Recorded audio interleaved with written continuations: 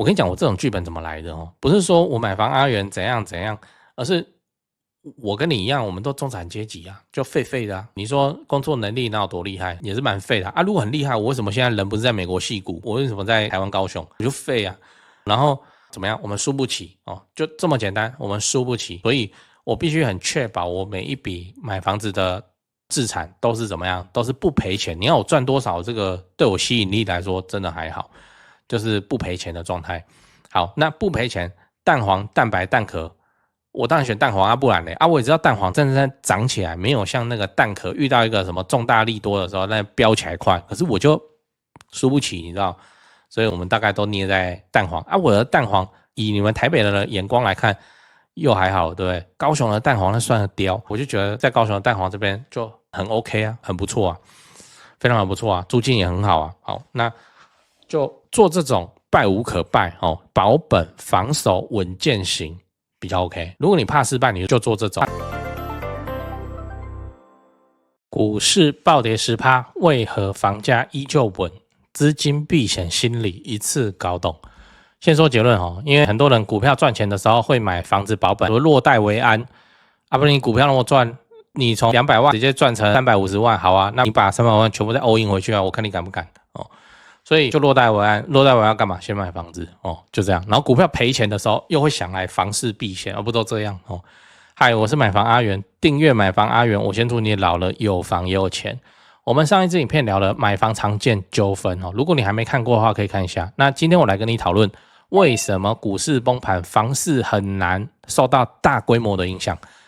那现在股市的风波，什么台股血腥7日啊，差不多该结束了。应该说，现在大家都进入冷静期，就看川普怎么表演。基本上以攻为博，让来信道啊。那我们就来聊一个这个话题。先讲我在 PTT 上看到一个 po 文，这标题我念一下：股市赚钱，你终究还是得买房吧。然后这个原 po 就说，他是新青安的时候上了第一台车，然后那时候自己也有在买股票，也遇过暴跌。那现在啊，那有资产放在房地产的时候，他就觉得这心态上平稳很多，心态上还好。以前疫情的时候大跌股票他都觉得白做，然后现在看一看股票跌了10%啊，自己有房子而且还好这样。我未看先猜，如果你手上握着房子然后你没有去做什么很恐怖的事情，什么期货选择权的人就是不用临时想办法生钱的人，你应该也是跟这个原 po 一样心有戚戚焉就觉得有房子捏在手上，那就这样股票崩了就崩了，就这样。所以你要知道为什么你的心态会发生改变那我们就来聊这个原 po 的心态为什么会差那么多。当然你说他可能是把钱都拿去缴头期了，所以在股票根本没放多少钱，那是有差你，那他就不会痛。好，这是一种说法，一种判断。但我的看法是这样就是对原 po 来说，他现在是持有1000万资产的人，他说好用新青安嘛那我们就假设他贷满1000万嘛那他买的房子应该就是1250万嘛。好，那我们现在讲两个情境，你对比看看我们假设原 po 现在手上总资金就是300万，情境 A， 这个原 po 手上持有300万的股票，没有房子。情境 B， 原 po 手上持有100万的股票，一间1200万的房子因为他200万拿去缴头期嘛200、250拿去缴。好，那当股市崩盘的时候，就说这次的情况跌10%，大盘跌10%。好，这个原 po 在情境 A 的时候，他的资产瞬间减少 10%300万就少了30万。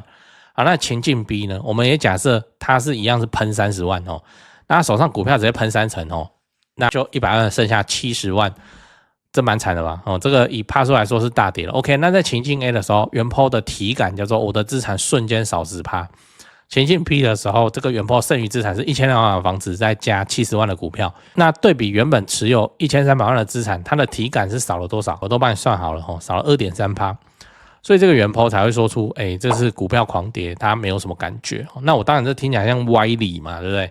但你老实说，你是不是自己心理上也会比较同意这个说法，对不对那你就房子部位又大嘛然后这个股灾房子没什么事嘛，那就觉得还好，日子就能过，而不是说什么把 all in 身家又信贷又怎样，没有房子就全部都在股票，然后就被抬出去了这种。最后你要知道，不管赚钱或亏钱，最后还是会进房地产房市。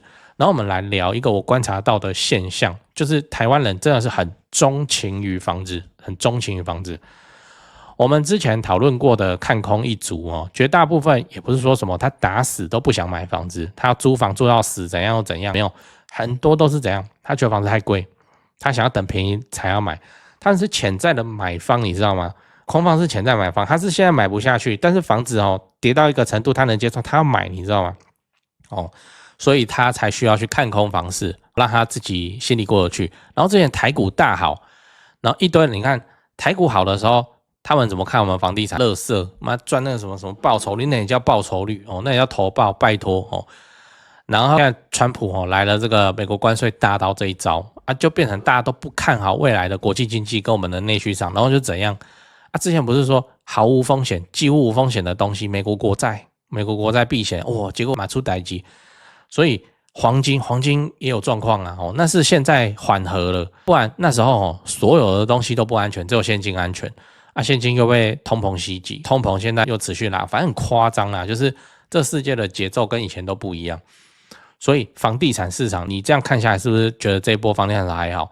现在大家在讲什么？在讲看坏哦，未来看坏房地产怎样好，可是它对房地产本身的体质没有造成重伤啊。我必须承认哦，是有一个状况是这样，就是儿子女儿哦，什么股票哦，然后融资哦，期货哦啊，导致父母现在急着卖房子去救儿子女儿，这事情确实发生，因为我们都已经有被爆这种物件了，对，确实发生。但我会说它就是零零星星的哦，虽然它也会被死灯啊，死灯又很恐怖这样哦，但是一样，未来重大建设陆续落成就 OK 啊。你看新复发哦，高雄新湾区特茂山的动土典礼，如果因为美国关税台股暴跌成这样。啊，新复发看一看，我看坏后市我不盖了，就不会嘛。重大建设就是有这个好处嘛，它就是这样逐步推进。这样房市本来就是很防御性的东西，防御性的资产。我跟你讲，接下来股票再好，人家也会怕，你知道，因为这个突然下杀就下杀，清明这样子连假结束以后，直接就怎么跑哦？对，所以接下来大家会怕啊，怕钱要去哪里哦？台湾很有钱哦，民间很有钱哦，钱要去哪里？他想去哪里？我也看现在房子嘛，房地产嘛，你管他房子未来会跌还是怎么样啊？不然你要我去哪里哦？所以才会出现这个新闻哦。来，标题我念一下：投资信心转向，全台资金回流房市避险，就真的啊哦，就我不是说，因为我看多，所以我去找这种新闻哦，没有哦，这应该是大家的共识。就这一波下来，你看什么东西没事啊？不就中华电信跟房子？中华电信它毕竟还是在股票里面嘛，这是大点。我们台股唯一真神啊，那个龙眼就把它拿出来讲了，那个龙眼很夸张，就关税风暴，再加股市震荡，再加美债狂跌，一堆人都被套牢的情况之下，那个台湾房地产，你看中古屋现在有什么问题？对，我刚刚讲的所有的东西都是讲房地产，就是讲中古屋，不是讲预售，预售有状况哦，就这样，新案开价创新高开不上去，然后大家即将交屋的人，可能他贷款会有问题哦。好，那总之中古屋还是我看起来叫铁板一块。我还想说会有多便宜嘞，要不然救儿子救女儿其实也没几件，好不好？然后有开出来也还好。你自己看，连台湾金联都不过是市价的，好像93折吧，这一次莫名其妙。然后川普的任期是4年，他们在2026会有一个中期选举哦。如果他中期选举表现不好，他会被架空了。所以你是专业的投资人，那你会觉得现在钱要放到哪里去？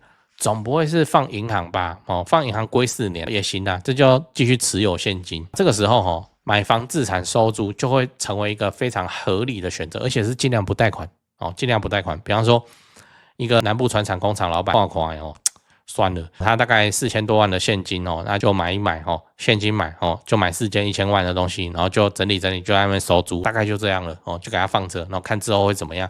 工厂可能因为关税的问题要收掉。不过现在看起来又不用了，对不对？现在不是说做转口贸易吗？现在美国只对中国拉高关税啊，其他的话是10%，10%的话，就有得谈啊，对不对？做转口贸易还是怎么样？总之啦，就是说买房自产是一个很防御的选择。防御到什么程度？防御到你钱没有更好的去处，大概就来房子是没什么问题了。等你缴了几年川普要么被架空，要么就差不多下台的时候，你再看那时候要干嘛嘛？你要拉钱进股市还是怎么样都行嘛，对不对？然后你这几年里头，你这样买房子缴一缴，对不对？到时候再拉个理财型房贷出来，很 OK 啊，真的很 OK 啊。对这几件事情先讲，不然怕忘记。就现在不是房地产吹冷风嘛，这已经是事实了。那我自己的观察是这样跟你分享一下。先说台北台北市、新北市，那台北目前依然持续在成交哦，那成交的行情没有特别的高，也没有特别的低，就行情这样。只是说现在的买方分布已经变成说50%是自住换屋哦，那50%是财富传承，投资客几乎都离开台北了。那我想这个也不赖嘛，就没有投资客在那边恶性炒作哦。那前面讲到那个50%自住换屋，自住换屋很重要的考量就是小朋友的学区哦，所以蛋黄依然非常坚挺哦。那50%的财富传承哦，那财富传承讲的就是也就天龙人嘛哦，有钱的天龙人，那通常都是怎样？长辈就是看生几个小孩，然后每个小孩一人帮他们买一间这样哦，要给小孩的这种属性，所以他那个也没有要投资，也没有要炒作啦，就是保值就好哦。财富传承哦，那你有钱，你要放在全台湾最顶尖的房地产市场哦，来自住换屋或是财富传承都可以哦啊。只是说现在成交在4500万以上，已经是目前的常态哦。我居然还有观众哦，去买超过1亿的大安区房子，然后他们说我台北前辈的团队服务是非常的顶级啊，他们的家族很满意这样。对，所以你要看那些财富传承用的房子或者好学区的房子哦，你就加我前辈的 LINE 小老鼠拜台北，小老鼠买台北这样。加了你就看到他的大头贴，那个是助理在顾的，那他们会不定期的 po 这些房子给你参考。OK 啊，那讲完台北讲高雄啊，高雄的情况是哦，也一样市场降温哦，那之前的乱买乱出价族群就不见了，我认为这样很好，因为这样子哦，我们就可以专心瞄准重大建设，就比较不会有那外行乱出高价的乱，你知道？那自从我拍了会员影片哦，我会员影片不是说都会拍重大建设嘛？那陆陆续续我拍了高雄的重大建设有，楠梓台积电哦，到凹子底3大开发案、富邦凹子底 BOT 案，到71期4地重划、新高雄火车站，到亚洲新湾区哈。你们观众很奇怪哈，我拍一个重大建设，你们就跟着买一个重大建设附近。高雄我是很有信心啊，没想到说，这个观众好像比我还有信心哦，买的比我还贵，买的比我还多，真是蛮夸张哦。那看好高雄，你瞄准重大建设，就找我推荐的台湾房屋美术之星店哦。那在高雄你要卖还是要买哦？那你就给他们一条龙就好了，就跟我一样，我过去10几年都是他们处理的，这是真的哦。那我付的中介费哦，这样子加起来早就超过7位数。那你看我还是愿意推荐他们，就是真的很没问题嘛，很专业，很 OK。他们的 LINE 是小老鼠 go， 小老鼠5个 go。哦，那他们有答应我说会 po 在这只 LINE 的房子是都会挑过哦，就是专门给买房阿元的观众。那这些房子都怎样？都适合自产，也都在重大建设旁边，你可以加那个 LINE 来看看哦。高雄没有台北那么贵啊。祝你自产顺利，来高雄玩得开心，赞。讲八卦哦，讲八卦。我个人认为哦，就是台湾房地产这件事情哦，我们就怕几个东西。台湾房子到底要怎样还会出现大跌哦？经济变坏，我跟你讲，我也没差。经济变坏，因为我做的东西我也都直接告诉你啦，我不是说什么我跟你讲 A， 然后我自己去偷买 B。我会员影片也是都拍这种的就直接带你去看了，就叫做蛋黄区新的能带来工作机会的重大建设旁的20年以上中古屋最好是废墟哦，废墟就是那个废墟，我看很多间的啦那个自住门一打开绝对不要，他不敢住，他不想要这个房子。可是我们哪有差，又不是我去清，对不对？拆除清运弄一弄，钱花一花，给我空屋我最好处理就这样。我们如此之保守呢，又蛋黄。又有能带来工作机会的重大建设，然后又是中古屋，预售要负责创新高嘛，我们就去旁边中古就蹭那个预售就好了然后还是废墟，其实废墟一点都不难处理，你要把它恢复到空屋的状态。空屋是指说也没有家具也没有家电，但是就是一个地板、墙壁、天花板灯该亮的都会亮，大概就这样空屋空荡荡的可以卖，大概30万嘛，你就拆除清运，然后重新油漆。大概就这样嘛，你地板不换都可以啊。换句话说是什么？为什么这个屋主连30万他都不付，就要这样子就没钱了嘛？不然就是很不想管这间房子嘛。好，那我们就来跟他杀价，就说你这个我之后要怎样怎样都嘛可以杀就是这样。所以就买我这种规划上的房子，剧本里的房子，你要怎么输？我又不是去冲什么外围从化区，然后我们拼未来暴涨一波，没有啊，我们就都在蛋黄。我涨幅我是输给外围从化区的可是我们就稳健，然后还有出租，然后整理成 IKEA 风格，租金高啊，租客品质也很好，我们大概就是走这个剧本，有什么问题？这没什么问题啊，所以我是建议如果你买房子你还怕失败的话，你可以学我这种剧本。我跟你讲，我这种剧本怎么来的不是说我买房阿元怎样怎样，而是我跟你一样，我们都中产阶级啊，就废的啊。你说工作能力哪有多厉害，也是蛮废的啊。如果很厉害，我为什么现在人不是在美国矽谷，我为什么在台湾高雄？我就废啊。然后怎么样？我们输不起就这么简单，我们输不起，所以我必须很确保我每一笔买房子的资产都是怎么样，都是不赔钱。你要我赚多少，这个对我吸引力来说真的还好。就是不赔钱的状态。好，那不赔钱，蛋黄、蛋白、蛋壳，我当然选蛋黄啊，不然嘞我也知道蛋黄真的在涨起来，没有像那个蛋壳遇到一个什么重大利多的时候那飙起来快，可是我就输不起，你知道，所以我们大概都捏在蛋黄我的蛋黄以你们台北人的眼光来看又还好，对不对？高雄的蛋黄那算雕，我就觉得在高雄的蛋黄这边就很 OK 啊，很不错啊，非常的不错啊，租金也很好啊。好，那就做这种败无可败保本防守稳健型比较 OK。如果你怕失败，你就做这种。未来如果房地产下跌那我也认啊，那我就是投报率会变得很好非常的好，因为这是全台房屋税我跟你讲，全台房东要涨租金了，就这样。如果房屋还看跌，然后租金没有变，还在上涨，那房子的投报会变得超级高高到一个不太合理的状况然后又那个现金一族、包租公一族要冲出来抢房子。又会把房价拉上去。总之，我要表达的是，房地产就很稳健的东西。我不是说它无敌而是说它就是稳健。还是那句话，就是说捏着股票我睡不着，捏着权状我睡得很好，因为我败无可败。而且我转头一看那些亲家朋友那些西大人，他们都怎样？他们历经过的股灾有比我们少吗？比我们恐怖的很多的，好不好？他们怎么样？从头到尾捏住房子，走到现在，贯穿周期。你说？请问你这个自产投资的心得诀窍是什么？你猜他会跟你讲说，哇塞我买厝要水人就安那样，哇塞就这样我们只要让我们自己手上的房子能够走到贯穿周期，很难输了现在是看起来是市场都在喊跌然后你还来看到我这个频道，你觉得我乱讲话无脑多，没关系，可以吗？没差，我们还会继续去看，继续累积。我不是有一支影片也在拍，我认为自住你现在要上了，你知道吗？自住现在如果你为了学区，为了提早布局或者是怎么样现在机会很好呢。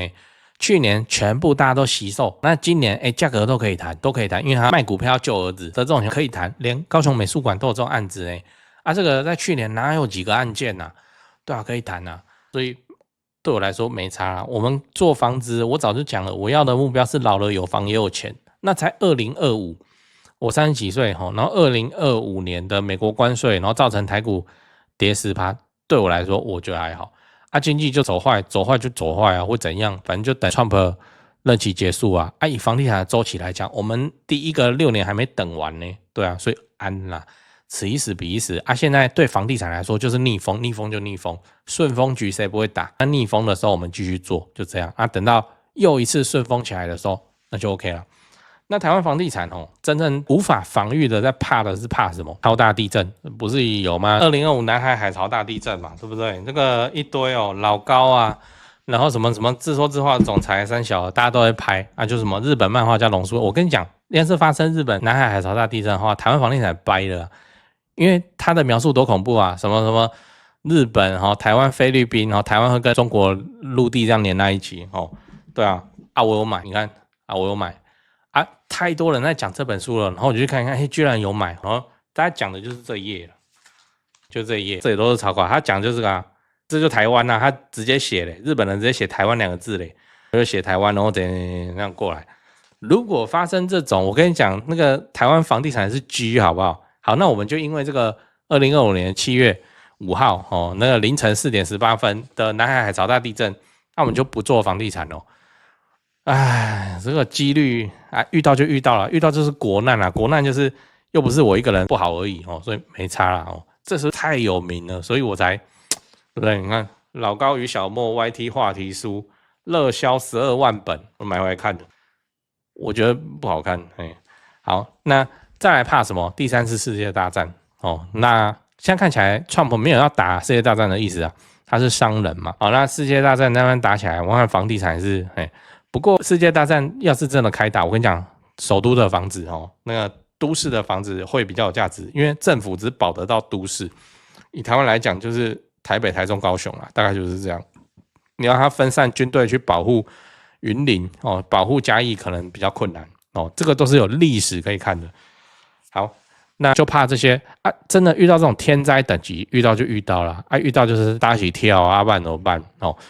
福祸相依啊，本来就是这样哦。我们在人生中就不可能做出100%哦，然后完全无敌的决策。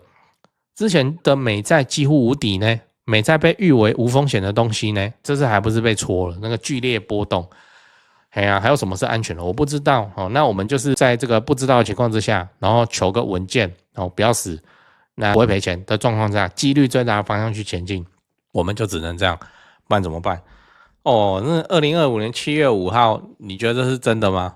这夸张嘞，它传成这样，对不对？讲的就是这个嘛。哦，那个311大地震也被预言到了嘛，然后什么富士山大爆炸上面有没的？刚刚讲的那个台湾会出大事情，如果你有买的话是第83页哦，它时间直接写给你呢。这个7月5号的凌晨4点18分哦，发生这个的话，我看台北市房地产也没办法防御，好不好？没有办法，那欧北来。大概就是这样，反正捏着股票我睡不着哦，然后捏着房子很安心。要是发生了什么无法防御的事情，那就是天灾，天灾就天灾。你自己想，那个富士山不是说也会爆发吗？啊，日本东京还不是好好的，对啊，所以啊怎么办？全东京都是智障白痴哦，对啊，所以没办法，我们就是地震之岛，我们就过我们的日子啊，就过了日子的情况之下，股票跟房子我要房子，还有地方可以躲，大概就是这样。